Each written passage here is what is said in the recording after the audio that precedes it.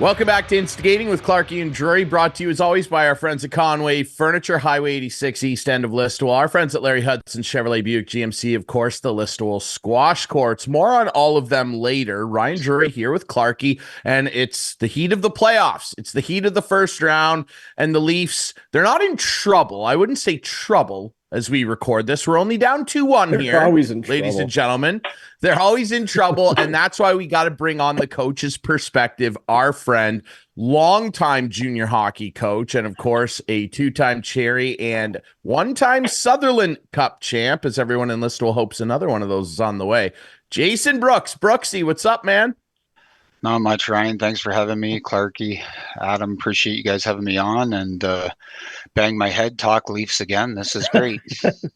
Isn't it just you just sound exasperated with this team here already. I mean, you know, we've had you on and we always end up doing an autopsy at the end of a series of what went wrong here. And in years past, it was always the team's not tough enough. They get pushed around. Well, now that's not really the case anymore, but they still find themselves in a 2-1 hole after 3 games to the Boston Bruins. What is it about the way the Bruins are playing, or maybe the way some of the Leafs aren't, that's contributed to the journey so far? I look at Boston and go back however many years now. They just play a structured game. It doesn't seem to matter who's coaching, whether it was Claude Julien, whether it was Bruce Cassidy, now Jim Montgomery. They play a structured game, and they've got great leadership. Like, you lose Bergeron, who was the ultimate captain, the ultimate warrior. But now you've got Brad Marchand taking on the reins, and look what he does, in the series and in game 3, right? Contributing like he did. I just like the makeup. Guys buy in. They stay to a structure. I mean, you've got a superstar in David Pastrnak, but he buys in. Yeah, they give him a little rope, but he still buys in. You've got a stud defenseman like Charlie McAvoy, who, again, is one of the elite defenders in the game, but he plays defense. He moves pucks. He's a quarterback. He's everything you want in a defenseman. And to top it off, they've got great goaltending. Like, Swayman's been unreal. Allmark, he took the loss, but was very good in that game. Their team as a whole is just a team. Where Toronto, again, you talk about the autopsy, and Clarkey, you and I talk about this and we bang our heads about it. It's the definition of insanity every year. I was just going to mention this. Like, right? I swear, Brooksy, sorry to interrupt you, but I swear we had you on this time last year and we were talking about the inept power play, goaltending still a question mark, and Mitch Marner disappearing. It's the same old story. Yeah. 100%. And these guys turn it around. The downside is, like, I thought Austin Matthews in game 2 was a beast, and he's been a beast all year. And I get criticized around these parts and at home because I'm a Matthews fan. I think he's evolved into this 200-foot rock star.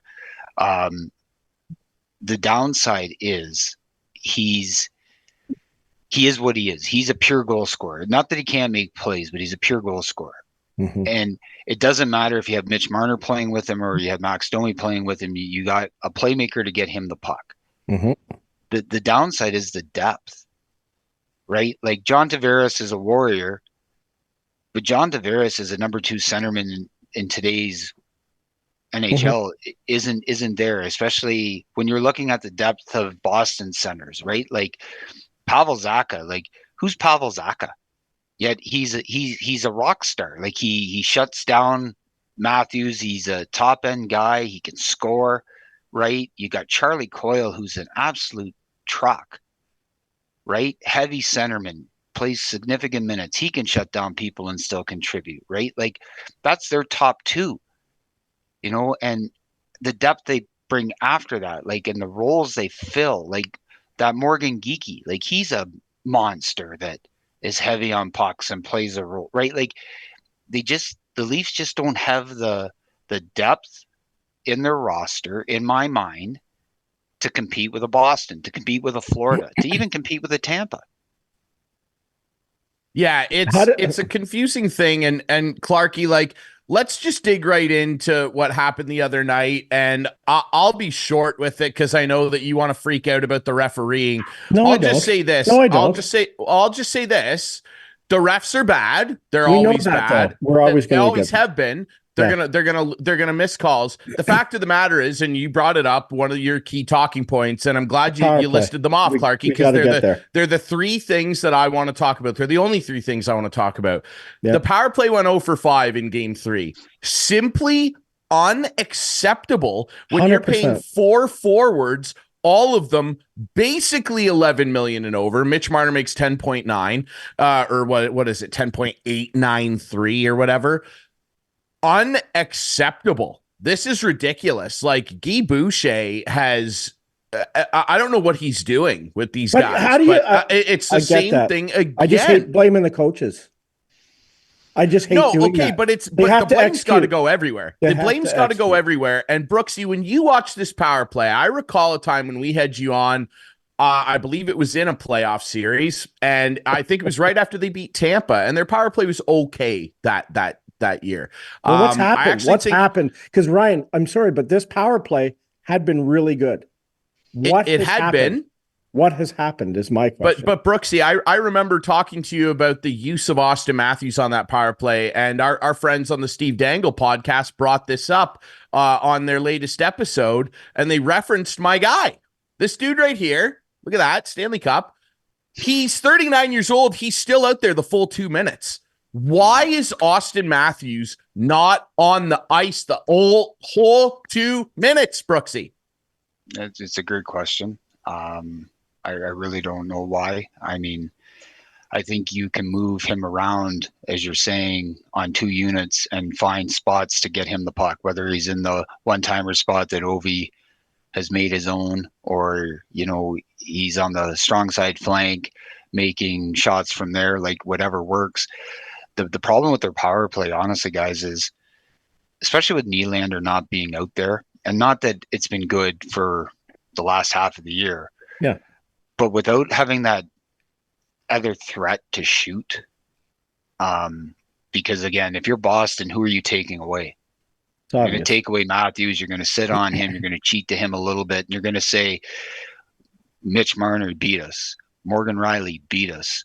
I've made comments since you guys have had me on. You look at the power play for Toronto and you say, in Washington, why was Washington so good? We had Ovechkin. You had whether it was Carlson up top or Green up top. You had a weapon up there that was a threat to shoot from the middle. You got a threat to shoot from the middle. Everybody in the penalty kill has to collapse a little bit more to the inside, opening up those flanks. You can't cheat to everybody. And then, Ryan, you always commented and said, in the wild card was a guy like Backstrom who had the puck, who you want to give him a shot, he's going to score, right? And right now in Toronto, as you alluded, Clarkey, Marner isn't doing that. He's not creating anything right now. I mean, 1 assist in 3 games is unacceptable. Not having the shooter in Nylander who can give you that secondary shooter. So if you cheat to Matthews, you've got Nylander there to shoot. But it's the same thing up top. They don't have a quarterback up there that's a threat, right? And I think that's been the biggest impact since day one of this team. Where's that fine line, Brooksy, of just keeping rolling lines? So just have your first power play unit with Bertuzzi, Domi, and Matthews, and then the next one with Tavares, Nylander, and Marner, or whoever. I don't think they're going to make a change at this point because we're too late. But that's what I'm screaming for them to do. Yeah, and that's a fair point. Like, I think you could definitely interchange like a Domi and a Bertuzzi to take out say a Tavares and a Marner, and you're probably not losing a ton.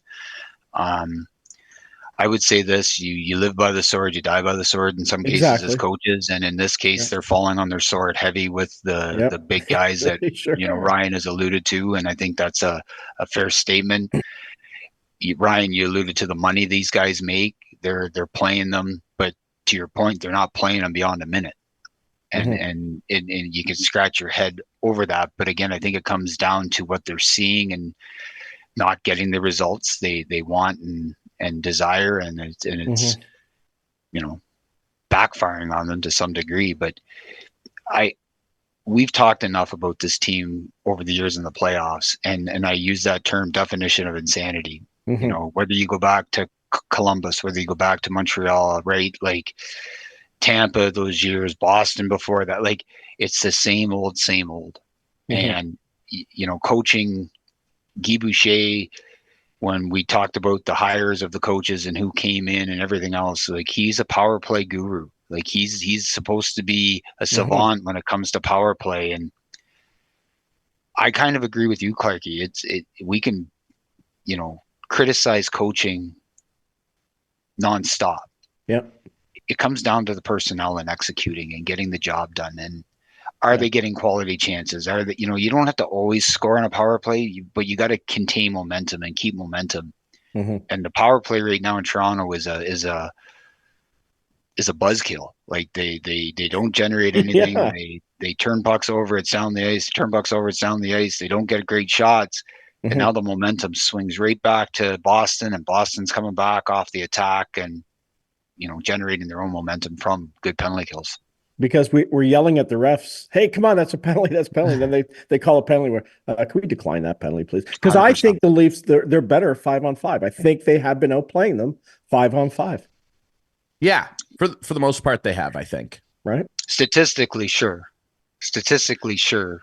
There's the thing, right? There's the thing. And I was talking about this with our buddy Steve Sabrin the other day. It's looking too much into the analytics and using them to try and paint a good story. It's like watching Vladdy Jr. at the plate. Oh, well, he grounded into another double play, guys, but he hit the ball 117 miles an hour. It's like, no, exactly. I don't care how hard he hit the ball.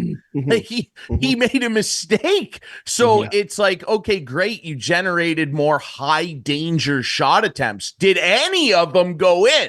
And that brings me to Mitch Marner and Clarkey. On this show a little bit ago, we had a conversation, didn't we, where we nominated to change his nickname that you have called him for years. Tell everybody the nickname.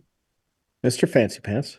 Mr. Fancy Pants. And we nominated because you went and saw him live, and we thought, look, he came back and was playing really well. And I said, it's time to start calling him Mr. Business Suit because the fancy pants were gone. Yeah, we're back in the playoffs, and the fancy pants, boy, are they ever back. And I think those fancy pants are dancing their way right out of the greater Toronto area in the offseason. I know he has a full no move. He's got 1 year left on it. Brooksy, I can't do it anymore with this guy. And he is the guy, I will say to his credit, that gets a good majority of the guff whenever things go wrong for the Leafs. But it's because he does all these little things to put himself in the center of that very hot spotlight. Demanded the contract, held out and didn't show up for training camp for that first bit, got the big contract. You referenced Guy Boucher and his prowess as a power play guy. That's because when he was in Tampa Bay, he had Steven Stamkos and some guy named Nikita Kucherov, who might win NHL MVP, had 100 assists this year, and makes less money than Mitch Marner. And again, I know it's unfair to do this, but Mitch Marner signed that deal right after Kucherov got 9.5 a year. And Clarkey, what have I said for years? I think that is outrageous. I think it's borderline insulting to Nikita Kucherov. And I don't want to hear, oh, well, the state tax. He makes more on the state tax. I have no sympathy for this anymore. Jeff O'Neill said it the other day, Brooksy. You get paid. They paid these guys for wins in the playoffs, not nice looking stats in the regular season. That's a prerequisite. That's like showing up to training camp in shape. You do that. They pay you in a market like Toronto to win in the playoffs, and this guy cannot do it. Yeah, and I think you alluded to all the negative things that go with Mitch Marner that makes him the whipping boy, so to speak. Even his media availability and the way he talks to the media is painful, and he does himself no favors in the market. But you're right. As an elite player on this team, as a guy that makes the money he makes and the expectations due to his numbers in the regular season and everything else, you expect to see results in the playoffs. And over and over and over again, he is not fulfilling what the expectations are. That's why I alluded to Matthews in game 2. Like, he literally won that game by the way he played.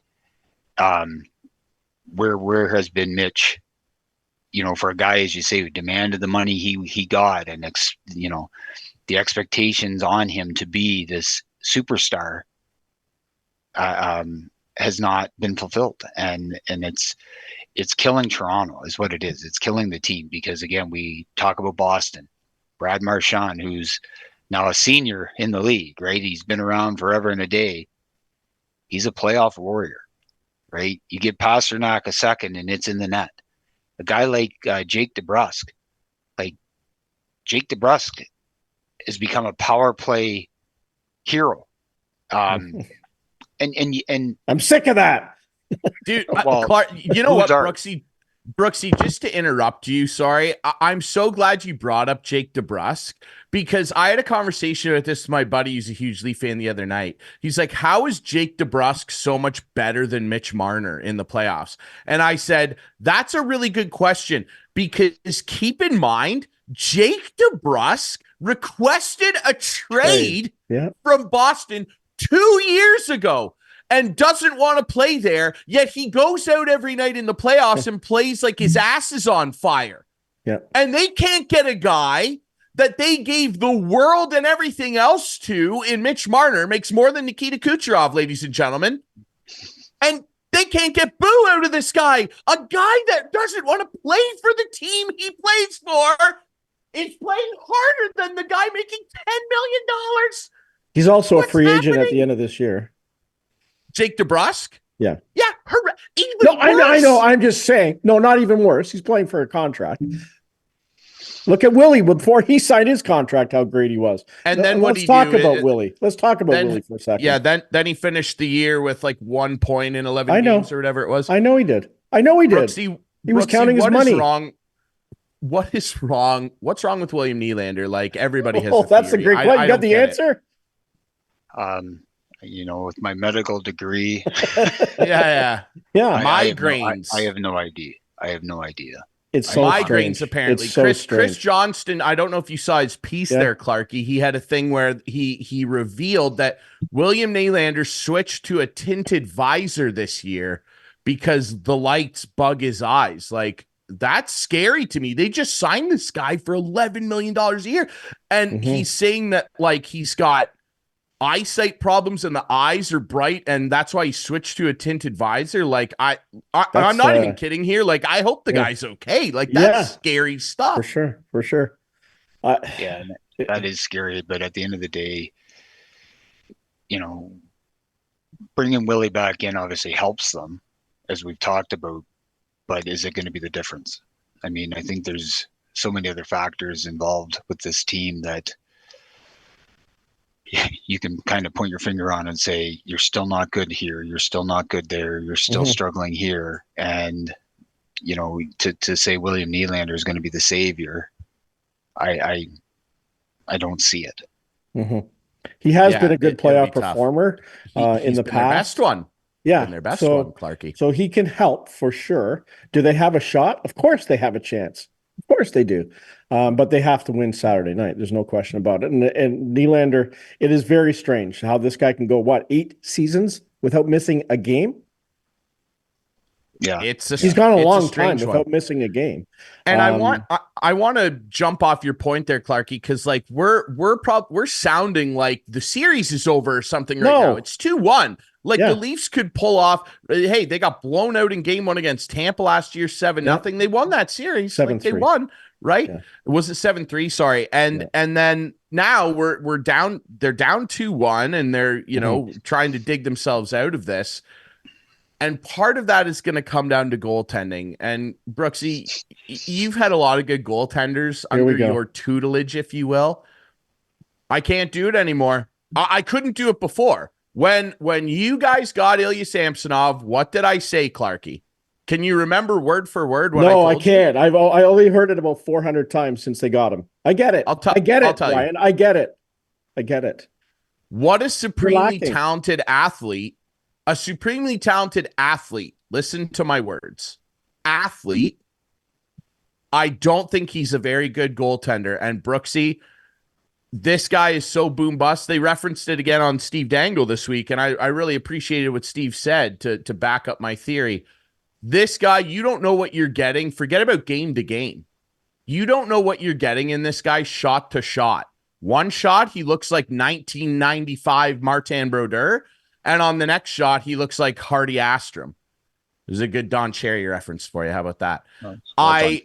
I cannot believe the goals that this guy lets in are soul crushing.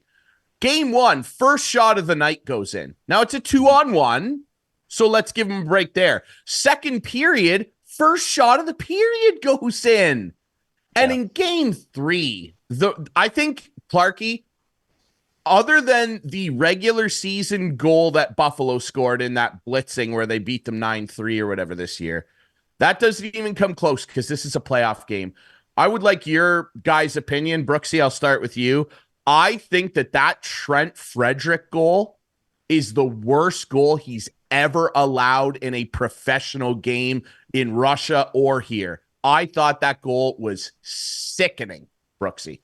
I agree with you. And I was kind of waiting to talk about Samsonov and get in on it. But, when I talk about a lot of the other concerning things with this team, that's the biggest one is in net. And that goal by Frederick outside the dots, top circles, short side, beats him. Like, you're an NHL goalie.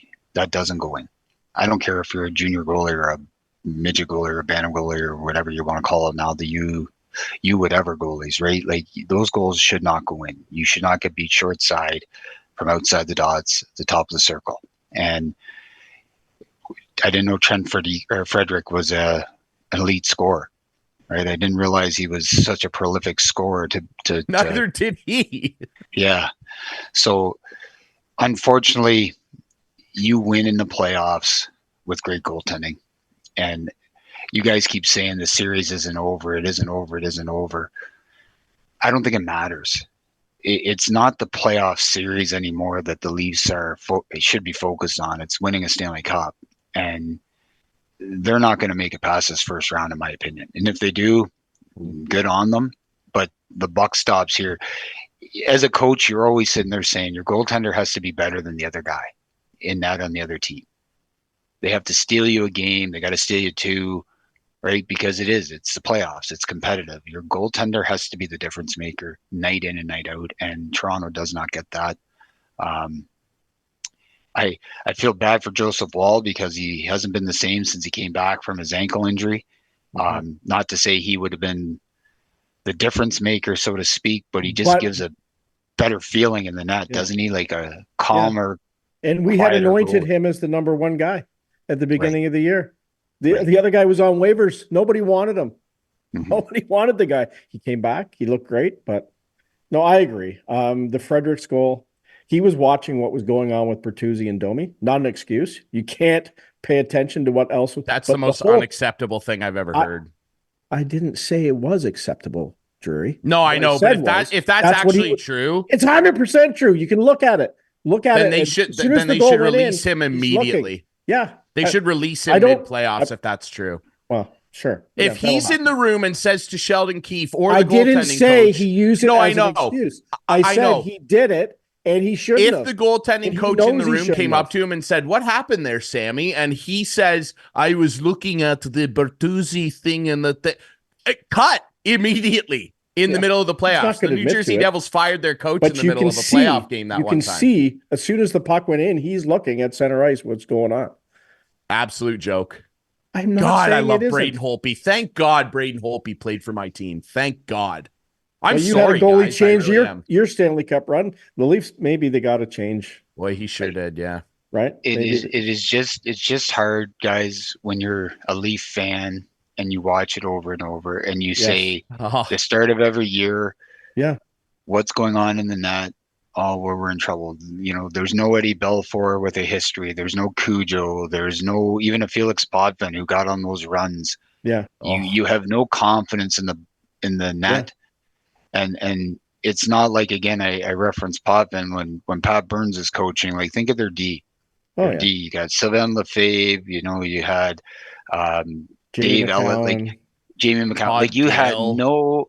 but where's our stud? There was no stud, but these guys played defense. They took care of business. And I know it's a different era. I get it, but But you've just mentioned over since 1992, three goalies. Three. Yeah. That's sad. Yeah. And I think one developed by the team. Well, yeah. Yeah. Well, that's another. No, I get it. Yeah. Well, we traded away one. Tuukka Rask would have looked all right, wouldn't he? But then that's another story. All right, Tuukka Rask, yeah. But anyway, and the worst part. Go ahead. No, I was just going to say, I think that's the biggest issue, and that's why we can bang our heads about what's going to happen here. But ultimately, Samsonov or whoever's in the net in this series, for this team to win a round, win two, go to a cup final, whatever, is got to be the best player on the ice, and we're not seeing that again. Yeah. Well, Matt Martin's it's playing tough for sure with the Marlies. Yeah. Or not Matt. Martin Jones is who you mean. No, right? It's not who I mean. No, Matt Murray. Matt Murray. Yes. Oh, Matt Murray. He's playing with the Marlies right now. Yes, he's getting is. ready. Could you imagine? He's got the oars. He's coming off Robert Island. He's coming off. That would be the ultimate story. Right? That would be the ultimate story. Matt Murray comes up and wins game 7 and they go on. That would be incredible. Speaking of incredible, we'll move on from the Leafs here because we got to ask you before we let you go, Brooksy. Obviously, hockey world losing a legend. We're going to talk about it next with longtime Hockey Night in Canada producer Mark Askin coming up right after this. Bob Cole passing away at 90. Man, oh man. Nobody did it better. Oh, baby. What a legend he was, Brooksy. Yeah, like he's the voice of our youth. You and I were texting yesterday about that, and so many amazing calls, Stanley Cup finals, obviously listening to Hockey Night in Canada or watching Hockey Night in Canada growing up, and he's the voice behind it and made every play so exciting. And he's obviously sadly missed, and I'm not sure you're ever going to find anybody to be Bob Cole. He's a one of a kind and is sorely going to be missed, but leaves such a great list of memories because of the love of the game that he had. Yeah, an absolute legend for sure. As we mentioned, we're going to take a quick break and we're going to come back with longtime Hockey Night in Canada producer Mark Askin to talk about the legacy left behind by Bob Cole. Clarkey, go ahead. I just wanted to say we got to get Brooksy back on either for a preview of round 2 or a post another autopsy of the season. Well, I appreciate it, guys. I love being on. I love talking hockey, and I really appreciate it. And go Cyclones. We love you too, buddy. Yes, go Cyclones. It's what really a run proud they're of putting together. Really proud of what they've accomplished, and really happy for Jesse Cole. He's a great coach, great friend, and so happy to see the success of the team. They got a great group, and hopefully another chance to hoist a cup would be wonderful for them. Absolutely, it really would be. Somebody's got to lift a cup around here. Come on, might as well be the Cyclones if it's not going to be the Leafs. All right, we'll take a quick break. When we come back, as I mentioned, Mark Askin, longtime Hockey Night in Canada producer, up next to talk about Bob Cole.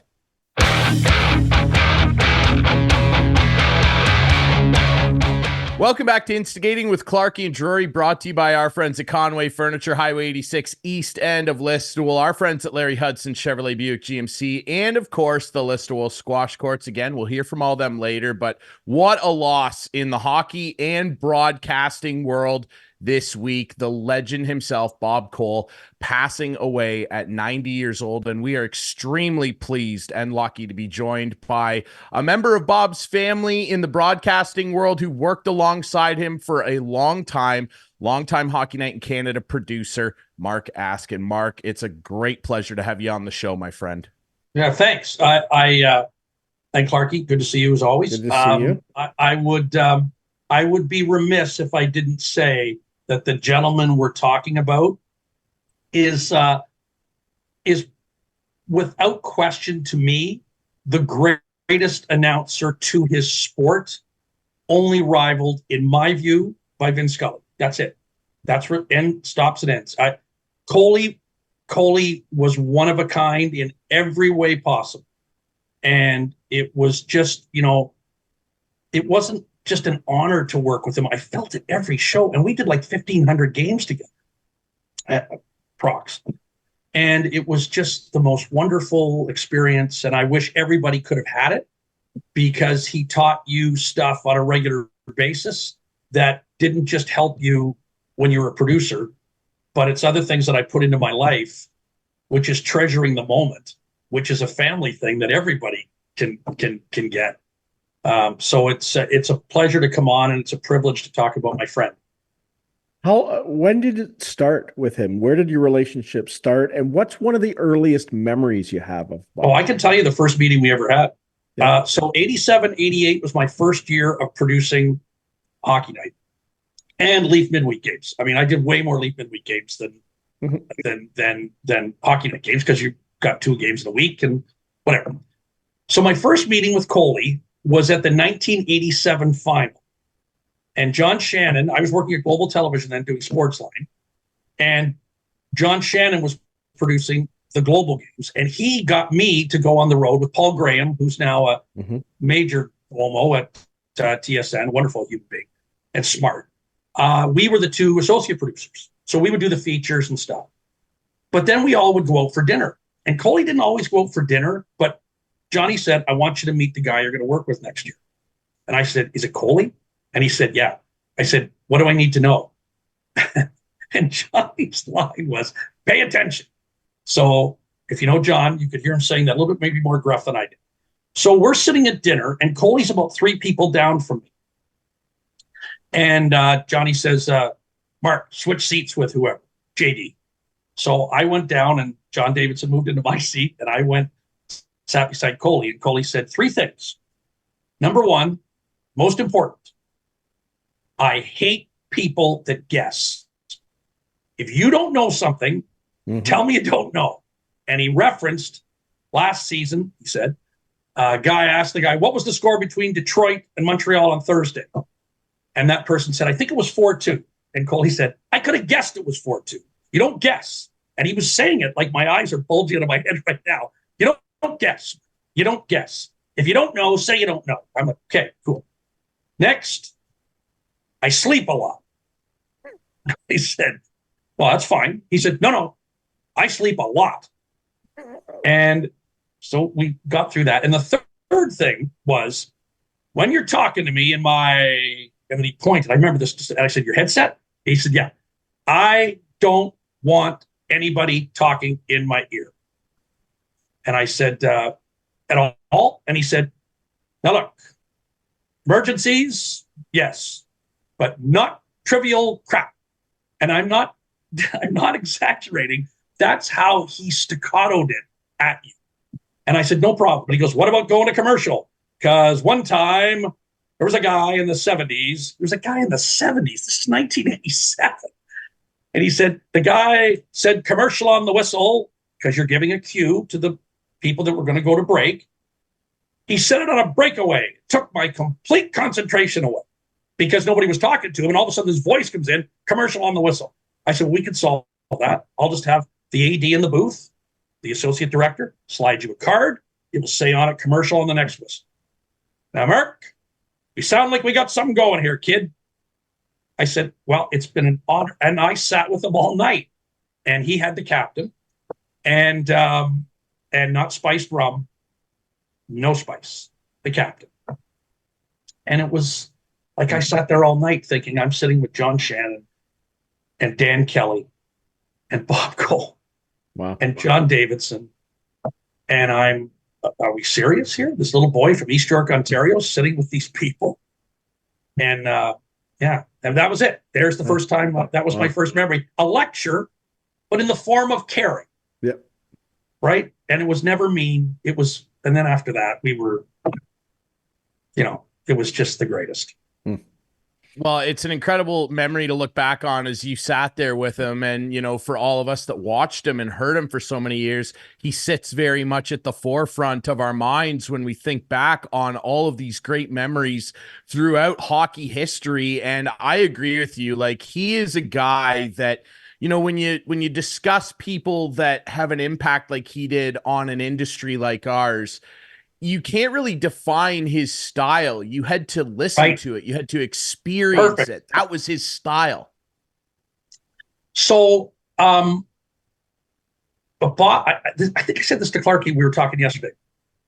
I'm pretty sure that the only person I can compare him to with style that was his own was Vin Scully. Yes. And Vin was a storyteller. So Vin talked a lot. Coley didn't. Coley would leave spaces where you just hear the puck and you'd hear the crowd and he wouldn't say anything. He understood the moment better than anybody. But I always thought Coley has seen this game we're covering live before, because how could he know that moment required him to say, Lemieux, oh, baby, right when he was thrusting with his fist? How did he know that? It was like it was edited in. And so many, Gio, Sakic, how many times he said, Wendell, Clark, like coming down the wing. How did he know that those moments, that's why you're playing YouTube clips that are like, I saw a YouTube clip with Coley stuff on it. It was over an hour and they didn't even have some of the ones I remembered. That's because he understood the minute and the moment and how to shut up better than anybody ever. And he prided himself on just doing the game. It wasn't all the stats. He didn't have stats. I would defy you to tell me one time when Coley said he had 3 goals in his last 4 games. It never happened. It never happened. But when that moment happened, how he set up face off to the left of Patrick Waugh, here comes Sundin and whoever, Kirk Muller, like he set the stage. And then he could just lay out, and then you'd hear the puck moving around, and then the shot. Like, it was just incredible how he did it. He had to have seen this game before. He had to have the good Lord in his head saying, okay, this is where you're going to say it, and it's going to be right at this second, and then you'll get out just at this second, and it's going to be legendary. And Vin was like that. Like, Vin talked a lot more, but he built up, and he built it up, and he built it up, and then Kirk Gibson hit the home run, and you went, how the heck did he know that? Coley was like that, only not in as many words, but in those moments, shivers. And I'm doing every game with him, and they would happen 2 or 3 times a game where you went, how did you know that? Like, how did you know to lay out there so you'd hear the player go, like, yell the guy's name out when he's trying to pass him the puck? Coley never got in the way of the game. He just made everybody better, including the players. Hope that answers your question. What's some of the quirkier things that Bob was known for behind the scenes? You can you can give us a couple. Come on. Oh yeah, I'll give you a couple. One, he never, like, when, for instance, Ryan, you're wearing 2 pieces to your headset. He had one. He did every other moment. He had his hand up to his ear like this. If you see him, shots of him broadcasting, he's always like this because he came from radio. Jerry Howarth was like that. Right. Old school look. Yep. But Coley, they would have to redo his headset back in the 80s and in the 70s. So he had everything in one ear. So that one time when I had to say Maple Leaf Gardens is burning down, you might want to get out of the broadcast because that's the only thing he would ever let me probably tell him. But the very rare times I would talk to him, that would be there. But otherwise, he just wanted to have him. He could hear himself like this, and he just wanted the crowd so that he could hear his idea was, I want to bring that fan, and I mean that was his idea. Like, I'm not being phony here. This is what he was. Take that fan, put him right in the front row of the Reds, later the Golds. How do we get closer? How can we make their experience the best possible experience and have a hell of a time doing it at the same time? So that's one. That's one real weird thing that you had to know that, though. And like he said in my first meeting, don't talk to me like unless it's important. Number 2, he undid his pants in the booth. I've heard this. He undid his pants so he would lean forward. I'm trying to stay in frame here because I'm an off-air guy, so I'm not good at it. But he'd lean forward like this. Okay, so a funny story. I wasn't there, but I was in the truck, and there were a number of ladies that were were in the booth next to the gondola, and so Coley is in the first period, and he knows there's people there, but they used to get visitors come into the booth, like not all the time. You had to be invited to come in, or Coley would snap that poor AD's head off. And so in the middle of the first period, he's calling the game, and Harry looks over and tells me he notices 3 ladies have come in from that booth next to them, just to see what it's like, to see Bob and Harry.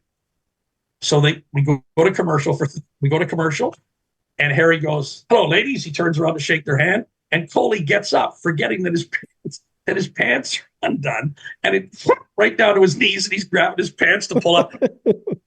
You had to be to know Harry, to know the things he was saying, which I can't do, on the talk back to me was beyond hilarious. And the other thing was he had, okay, now when you go to a rink in the morning, there's a setup. You can talk to the head coaches of both teams. So that's just what you do. And you can get the lines and defense pairs. In the 80s and 90s, there's none of that. If you didn't have a reputation and a relationship with the coach, you didn't get anything. Coley got it from every single coach except one. I'll get to that in a minute. And he would just go up and say, Paul Maurice, "Hello, Bob, how are you? I get your lines and defense pairs?" "You bet." He'd write them all down for Coley. No one else had that information. And it's before social media. There's before the internet. There's nothing. And he'd get all this, but then he'd never share it with us, because the coach, he'd say, "Well, I can't give it to you, Mark, because then Paul will know I've given that stuff." I said, "Well, I know Paul. He's not going to, no, you go get it." Well, I wasn't going to go, but Bob held that like it was a note from the Pope. Like, honest to God, I can't show you this. And his whole preparation was a piece of paper.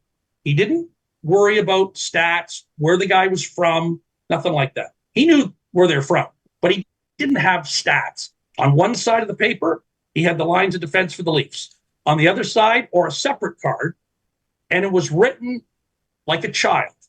88, William Nylander, 91, and it was all on both sides of the paper. That's all he had in front of him. So the rest all came from up here, and all came from in here. And that, to me, those 3 things are so different than anybody else. No one else did that. And he was so serious about getting it perfect. He drove us to be like that. I didn't have to ask, what's Coley going to be like tonight? He's the most consistent person I ever worked with. Excellence and focused, laser focused on what we were doing. Made it easy for a producer. I didn't have to ask him twice. He was just amazing. And what a lovely man. Great sense of humor. I wish people knew that. Yeah. Yeah, and you could kind of get that a little bit. And, for people watching and listening who haven't read his book, now I'm really catching on. You should really give it a read. And, with you running all that stuff down about his game day routine, it kind of makes me think, Clarkey, maybe I have a future in the business, because I don't do any of that either. And it's because I watched an interview with Bob. I believe it was with George Strombolopoulos back when Strombo had his show. Yep. And he asked him about his game day preparation. He said, "You're not a big stats guy." And I remember Bob saying, "No, that's for Harry. I'm not the color guy. I'm there to tell a story about the game and give it to you.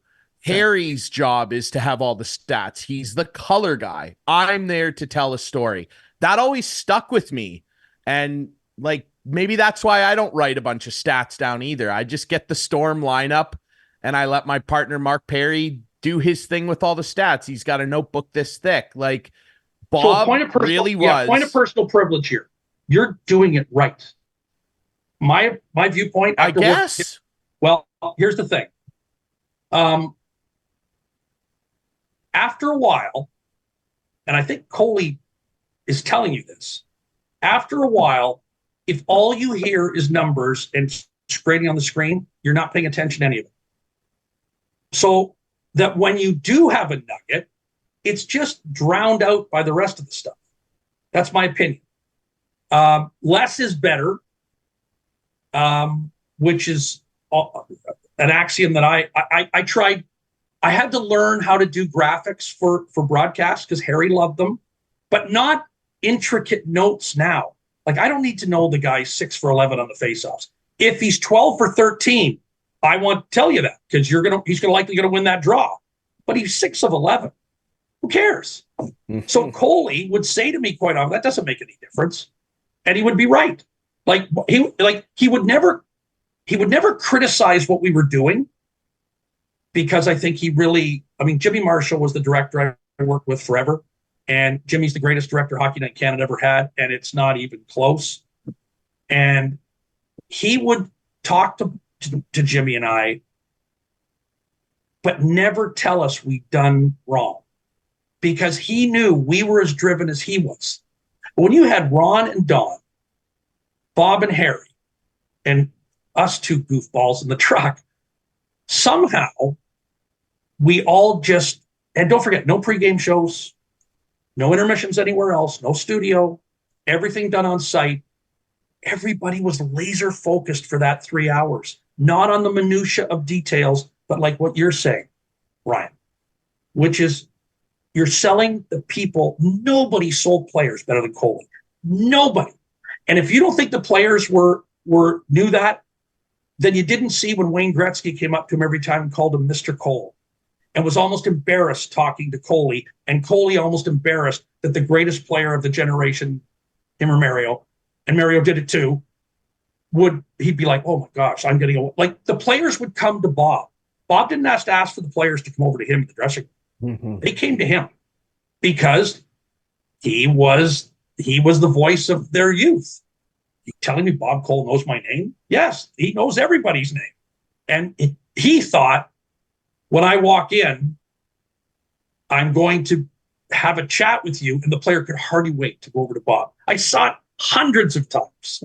So, I think you're doing it right because Bob Cole tells me that is legendary forever.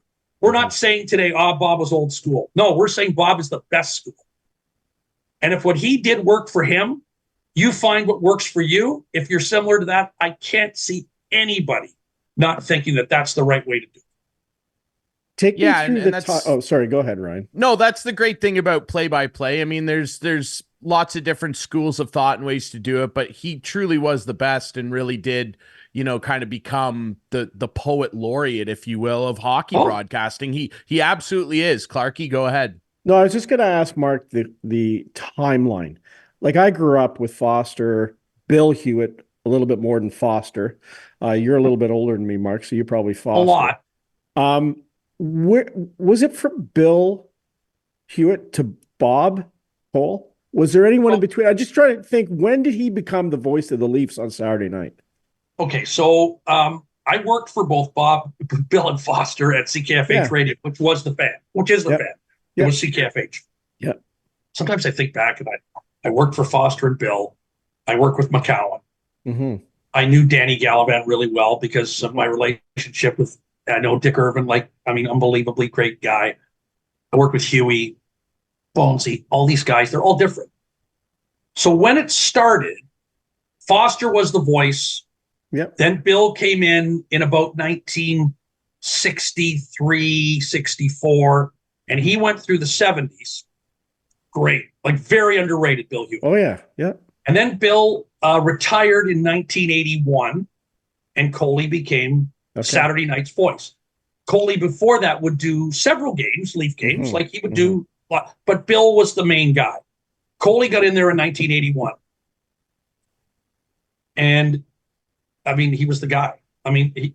Foster, the irony of hearing the story about Coley, and I wish I had McCowan here with me because I'm sure he'd remember.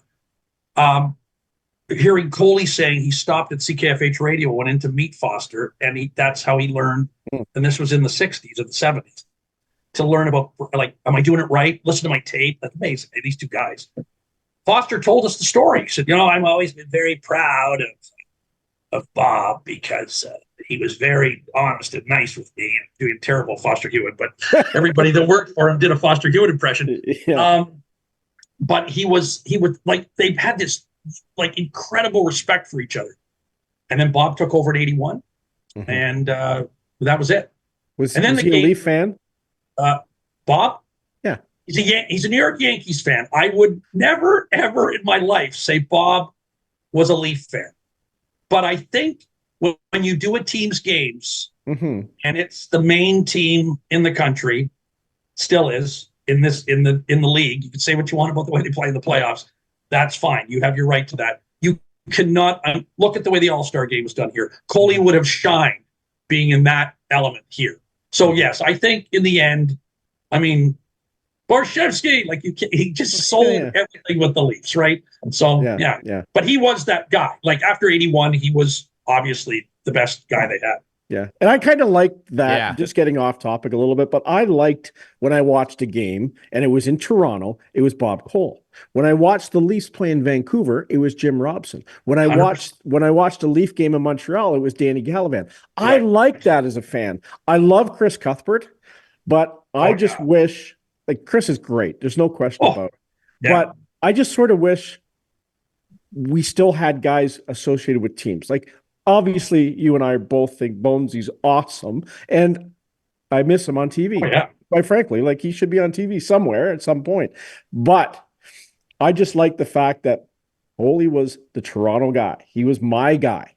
And when they went to Vancouver, when they went to Montreal, to me, it added more to the rivalry of the team to the fans with the broadcast. 100%. I would say this. Now that there's so many more teams, especially in Canada, it would be hard to have a guy make a living only doing 30 Saturdays, and that's it. So, and then playoffs. I get what you're saying, but I do think that to hear Coley in the playoffs call Edmonton Oilers games was, there's a new kids on the block, the Edmonton Oilers by name. I'd argue that that's his most famous call, and it wasn't a Leaf game. The other thing with Coley was it wouldn't matter if it was checkers. If he took it seriously, he could make Rook to whatever and make it sound interesting. He was in the Briar. He was a curler. So here's a good story. Yeah. So we're around Briar time, February, March, whatever it was. And this was in like 89 or 90. And I had the CBC pull footage of Coley at the Briar. So I thought this will be cool. Like, and I think it was Ronnie did the piece. So Ronnie comes out of the break and he goes, tomorrow's the final of the Briar. And Bob, you know all about that. And everybody knew. So I showed him, and he was playing somebody from Northern Ontario. And he lost. But it wasn't that Briar. It was from the 60s or the early 70s. And Coley goes, Mark, we got to talk. Okay? So now at the end of the night, I said, what is it, Bob? And he said, could you not have got video of a game that I won? For heaven's sakes, all I did was go, congratulations, Bob Tetley, or I think it was Bob Tetley, and shook his hand. And he was mad that he's so competitive. He didn't want even like a beautiful moment. But that was Bob, right? And he was kidding, maybe. But yeah, he was and curling, because everything about him, like Ballyhaley is the curling club that he belonged to in St. John's. And I haven't even talked about the Bob Cole golf tournament, which was at Ballyhaley, which every year was like it's good that we had people like me that didn't drink, because I drove people back to the going. And it was like, but Bob was, I agree with you, if you knew, if you heard Bob Cole's voice in the regular season, it was a Leaf game. Yeah. That's your point, right? Sure. Yeah, absolutely. And I mean, you talk about all the playoff moments, of course, me being a Caps fan, so many times I feel lucky to have heard him so many times going, here comes Ovechkin. Like, it was just like when he was calling a game for your team, like it was almost an honor, to have him be doing that. And we're chatting with longtime Hockey Night in Canada producer Mark Askin. And Mark, how are you for time, Mark? Are you good? You still good for a couple more minutes here? I am. Do I look like I want to end this conversation? No, that's good. Absolutely not. Checking. None of us do. Great. And I think we would be remiss at this point if we didn't all maybe throw out a couple favorite Bob Cole moments. And of course, the goal calls stick out, but there's so many other great moments of him just describing. No one called a fight like Bob. Like Bob he was the man. It was absolutely unbelievable. Mark, I'd like to start with you. Toss out a few moments, goal calls, whatever it might be, that really, really stick out in your mind. And if someone were to come to you and say, I've never heard Bob Cole before, what should I start with? What would you suggest? Well, the Lemieux goal in the 91 or 2 final against Minnesota is, to me, that looks like it's edited. It looks like they edited his voice in. It is so perfect. It is like note perfect. When Gilmore's goal in 93 is another one in overtime in game 1 against St. Louis, which was just amazing. I mean, Gil, and the other thing with Coley was he took pauses in great calls. Like he just let the play, like he let you soak it in for that second. I don't even know how he did it. It's why I think he had to see it before. If he played life before and he knew what was coming, I'd be ticked at him to let me think I could have made a mistake, warn me. Those two, to me, are incredible. But Gio Sakic at the 2002 Olympics was amazing. I'm going to think of 5 after we get off the air. But also just the way Wendell Clark, you get shivers thinking that he's like that, just amazing stuff. Like, I'll tell you what, the saves that were made by Glenn Hanlon in game 5 in overtime when the Islanders played the Rangers in the playoffs at 85. Oh my gosh. It was just, I think Dick Irvin said this a while ago. He said to me, with Bob, he could have done a game by himself. The only other announcer I know that is Huey. Jim Houston, unbelievable talent, better guy too, just a tremendous person. But Huey had that ability to just set it up, lay out, set it up, lay out, right in on calls. But Coley was the originator of that. Danny Gallivan didn't do that. Danny had his own style. It's just mind-boggling how great it was. So to think of, the other one too, they're going home. Yeah, that was they're on my going list. home. They're going home. 1976, when the Philadelphia Flyers played the Central Red Army. Yeah. That's okay. So I think the most famous goal he called, you've never heard it, or rarely if ever have heard it. And Paul Henderson's goal in 1972. He did radio. Yeah. And Foster did television. We've all heard Foster's goal. Again, fantastic. Coley's call is typical Bob Cole. A little bit of a younger voice of Coley. But, I mean, it was only 3 years after he got his first NHL game, which was a playoff game in Boston when Jean Beliveau scored in overtime. The only goal Jean Beliveau ever scored in the playoffs of overtime, Bob Cole's first NHL game, he called that goal. That was only 3 years later. He was over in Moscow doing that goal. So there's so many. I mean, but I mean, isn't it wonderful? There's so many. I'm trying to rank them in real time in my head, and those are the ones that really stand out. So, yeah. Clarkey? Well, like Borshevsky's goal for sure. Wendell Clark, just the memories come back instantly. But they're going home is the one that just sticks out all the time for me. And when I was talking to a couple of younger guys at work today or yesterday, and they asked me to give them a couple of examples of his calls. That's the first one I brought up is when the Russians were leaving the ice. And they're going home. He spoke for everybody that was watching the game. Yeah. They're going home. Who else would say that? Right. They would never. Coley was talking to the guy, like he said beside him, hey, they're going home. Like that's just the way Bob was. Yeah. Get it. He got it. Yeah. Better than anybody. For sure. Ryan, what are yours? His storytelling was next level. Well, yeah, you've covered them all. Like I tried to think of 3 big ones that really stick out in my mind. The Ovechkin Crosby dueling hat tricks game, just him yelling scores over Ovechkin scoring a hat trick. For me as a Caps fan, that one sticks out, of course, but they're going home is one of the greatest non-goal moments that stick out to me because it's just such a wild moment that he captured with that cadence he had. And that's the biggest thing that sticks out to me about Bob as a fellow broadcaster, that legendary cadence. Yeah. No one leveled it like he did. They're going home. And then he went, yeah, they're going home. It's almost like he's off that can you believe this? But he didn't say, can you believe this? He went, yeah, they're going home. It was just an incredulous reaction. And also, if you brought these up to him, don't. He was so uncomfortable with praise.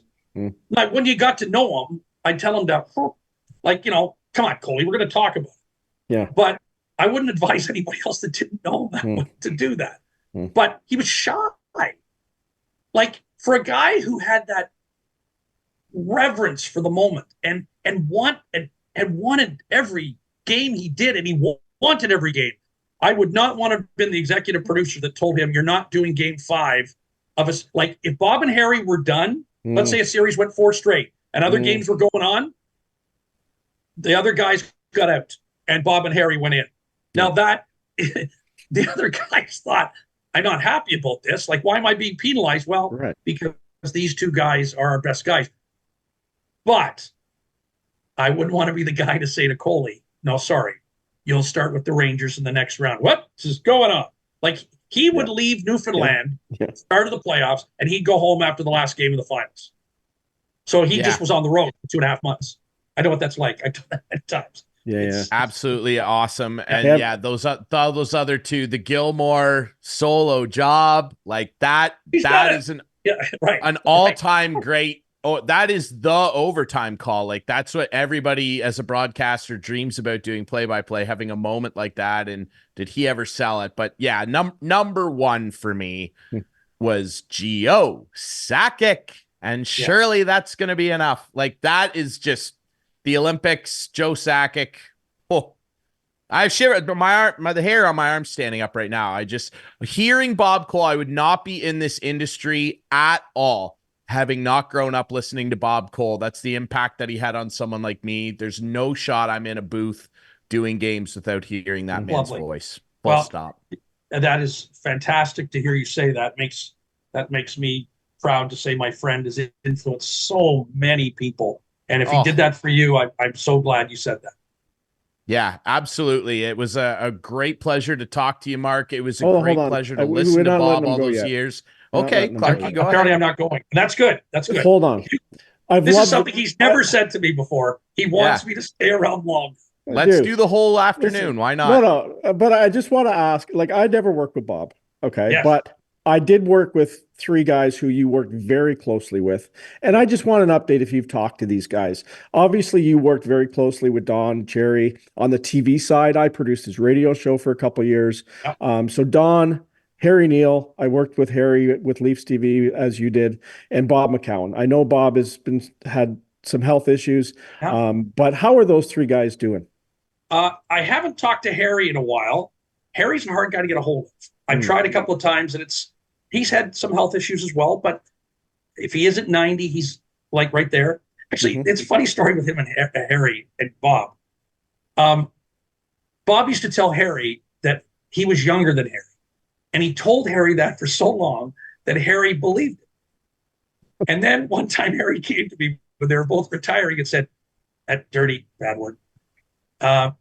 He's older than me by 2 years. He's fed me that for 35 years. And so you have to know Harry, that he was doing it with love, buddy, man. And Grapes, I hear about Grapes. I think he just turned 90 as well. Yeah, so he did. You may, like, guys, not so much talk to them now. I can't tell you how I have to be the most fortunate producer that ever laid no question television. You are. I mean, I worked with all of these guys, and they're legends, and they listened, and I was in awe of just being around them. Like, they treated me with such class, and I've never really worked with a jerk. And you hear, well, when they get up to that, they got an ego. Yes, so what? They're good people. These are great, great, great people. And I'm sick of hearing people. If I may just go off on one, can I just say something here that really, bothers me. Mm-hmm. Social media has given people that, and everybody knows this, a free voice to say whatever they want. That doesn't mean you have to. And my dad, when I was young, taught me this. And these guys are perfect examples. And these last couple of days are better examples. Your funeral lasts 45 minutes, your reputation lasts forever. And if you criticize everything everybody does, who wants to be around somebody like that? I read social media after games now, and these are people that I'm sure have never laced up a skate in serious combat, and they're telling Austin Matthews what to do. And they're telling other players what to do. What to do. Not saying, I wish he'd play better. Saying they're not trying. You go up to Bob Cole, Harry Neal, Don Cherry, Ron McLean, you go up to any of those guys, Joe Bowen, go up and tell them that the players aren't trying. Don't say it on social media. I say this to guys in the media all the time who are bloggers. I'll get you a pass. You go up at the morning skate and you say to these players what, and I'm speaking for my generation big time here. You go up and tell them what you put on social media. Say it to their face. I'll respect you for doing it. Not everybody loved Howard Berger, but Howard Berger was there every day. Yeah. Every day. And he'd say to their face what he wrote or what he said on the radio. I didn't agree with everything he said, but I had tons of respect for him because he did that. If you ask the guys that we're talking about, that's what they'd say too. I know they would. And is Bob Cole's last 3 days not a perfect example of your funeral lasts 45 minutes and your reputation lasts forever? And that's why we're talking, and that's why everybody over the last 24 hours, and this won't stop for a long time, because his reputation is stellar and it's absolutely pristine in my view. Absolutely. Well said. His voice, that voice, it'll echo forever throughout the halls of every hockey arena. It is just incomparable, inimitable. Bob Cole. What else can you say? His book was called Now I'm Catching On. I'd say it's safe to say you really caught on, Bob. And Mark, it was a real pleasure to have you on. Thank you so much for doing this, my friend. Oh, thanks for having me, guys. Really appreciate it. Clarkey, good to see you as always, old friend. Good to see you. All right, we'll take a quick break. When we come back, Clarkey and I, of course, will prep our couch potato of the week, brought to you, of course, by Conway Furniture. And I'm sure, given the circumstances, you can probably guess who we're going to nominate. That's next here on Instigating.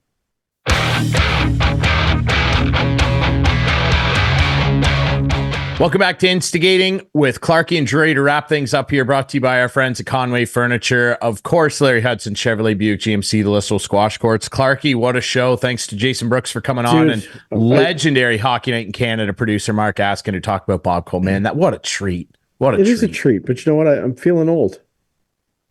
You know what I mean? I guess. Yeah. Feeling old today. I know what you mean. Yeah. You know? I know what you mean. All these guys passing away who I listened to, and I know. Fun. Not fun. Two of my three favorite play-by-play guys of all time are gone now, and it's unfortunate. Somebody better bubble wrap Joe Beninati down there in Washington, man. Don't want to lose that guy. Good grief.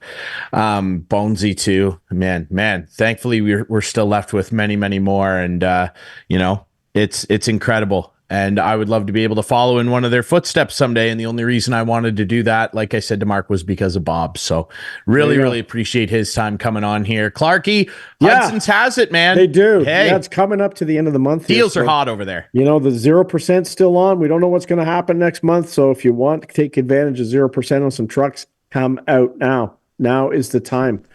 Truck month. Let's go. Absolutely. Trades are still strong. And now is the time as well.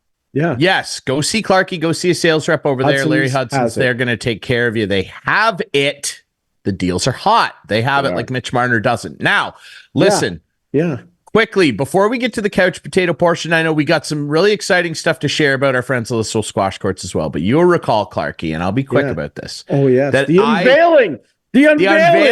Oh, my God. I am going to be taking, this is my LeBron James moment. I will be taking my fan talents elsewhere because I cannot support the Oakland A's anymore. They're no longer the Oakland A's, in my opinion. I can't cheer for that team anymore. John Fisher's ruined it for me. I will be taking my fan talents elsewhere. And listen, guys, you know this. Lots of people know this about me. I sat for days wondering, where should I go? Where should I take my special talents as a fan? And I'm a huge fan, you know this, Clarkey, of a little band from the 90s called Pearl Jam. And their lead singer, Eddie Vedder, is my idol. And he is from a little town known as the Windy City. I will be taking my talents to Wrigleyville. Fly the W. I guessed fans? Last night. Welcome. I guessed the Cubs last night. I guessed a couple other teams. But I guess the Cubbies. Chicago Cubs, not the Bears, the Cubbies. Yeah. Hello. Although exciting for the Bears. Number 1 pick, Caleb Williams. But no, we don't care about that here. Wow. Ladies and gentlemen, fly the W. Wrigleyville, I'm coming. Here we go. I'm coming with you. We're going. A Chicago Cubs fan. Love Dansby Swanson, so it works out great. He's on my fantasy team. Let's go. All right, Clarkey, with that out of the way. Yeah. Listowel Squash Courts, big championship. Tell us about it. Yeah, championship last night, Adam. You can roll. We were there. I was there to witness it. You came after for the festivities, but the final came down to Josh Claxton and Alex Parkhouse. It was a good match. That's Alex on the left, Josh on the right. But it came down to this final, and Josh Claxton is this summer or this winter's box league champion. We saw some really good, highly contested, sometimes heated match last night. But there's Josh with our buddy Alan with the trophy. So it was a fun night at the Listowel Squash Courts. And let's just say I'm going to make a comeback next year. Okay, that's great. Great to hear. I'll be rooting you. I wasn't buddy. in the there league this year because of my injuries. I'm aware of that. The issues. Yeah, too many things going on. Stronger than ever. Better stronger now than ever. Speaking of stronger than ever, the deals at our friends at Conway Furniture, let me tell you what, they're stronger than ever. Because you know what? Everything you see in there, the price, it includes HST and delivery, ladies and gentlemen. And we are here to deliver. Look, it's very simple. We're here to deliver our couch potato of the weekend for a second straight week in a row. Clarkey and I have nominated the same person, and just like last week with Angel Hernandez in a negative sense, this is for very good reason that we both nominated the same person in a very positive sense. The ultimate couch potato who can kick back and look back and leaves the ultimate legacy in terms of broadcasting, the legend himself, Bob Cole. Adam, I have picked out my all-time favorite Bob Cole moment. I'm sure you have it ready. Roll it for the people. And get a break. It's going to be a break. It is Joe Sakic scores. Joe Sakic scores. And that makes it 5-2 Canada. Surely that's got to be it. Don't call me Shirley. Gio Sakic. Surely that's gotta be it. I love it. I love it. Amazing. Rest in peace, Bob. Yeah, the ultimate. Amazing. Clarkey. Amazing. Yeah, same thing. Like Bob Cole is the guy. And I just want to take you back to 1993. And one of the big, I'll tell you how this memory sits with me, but let's roll the clip first. Dougie Gilmour against the Blues. Big chance. And then another. McCown kept it in. McCown's drive. A high riser on the glass. Stop on the other side by Gill. Gilmour back in the net. Andrechuk in front with Borshevsky. It is Gilmour waiting around the net. Waiting. He's open. Gilmour! Solo job. And he's won it in the second overtime period. How about that?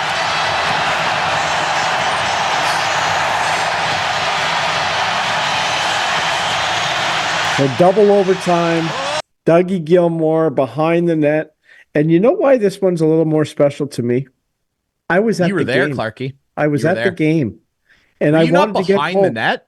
No, I was in the second last row of the Grays, which, as anyone knows, where the it was the hottest night I'd ever experienced at Maple Leaf Gardens. It was a very warm May night, and I was way up in the rafters, and it was hot, very hot. But I just wanted to get home to hear the call because I didn't hear the call live, and I couldn't. Yeah. I distinctly remembered wanting to get home to hear that call, and it was unbelievable. And then we take you back a few years ago in Toronto, and I just want to show a little video here of how much this guy meant to the fans, the players, and the coaches. Adam, roll it. So this is when he was honored in Toronto, 50 years of Bob Cole, and everyone standing up, players, coaches. It's amazing. There's Babs. Willie. There's Willie. Willie's on the ice. It must have meant a lot to him, obviously, at the time. And it just goes to show what this guy meant to every hockey fan and the hockey community at large. Unbelievable. There's Ronnie Ellis. Absolutely. Ronnie Ellis, legend. And there's the man himself, Bob Cole. Nobody. Miss you, Coley. Nobody did it better. Thanks to our friend Jason Brooks for coming on to talk about the Leafs. Thank you very much to Mark Askin, who worked with the legendary man himself at Hockey Night in Canada for years and years. And we will all continue to mourn the loss of the great Bob Cole. Godspeed, Bob. Thank you to our friends at Conway Furniture, our friends at Larry Hudson, Chevrolet Buick GMC, the Listowel Squash Courts. You can watch this show Friday nights at 8, Sunday nights at 9 with our friends on Whiteman TV, Channel 6 for Whiteman subscribers. We debut on YouTube Friday nights at 9. Follow us on social media at InstigatingPod. Find the podcast on all your favorite podcast apps. Well, that's all we've got for you this week. Oh, baby. What a show. What a life lived. Rest in peace, Bob Cole.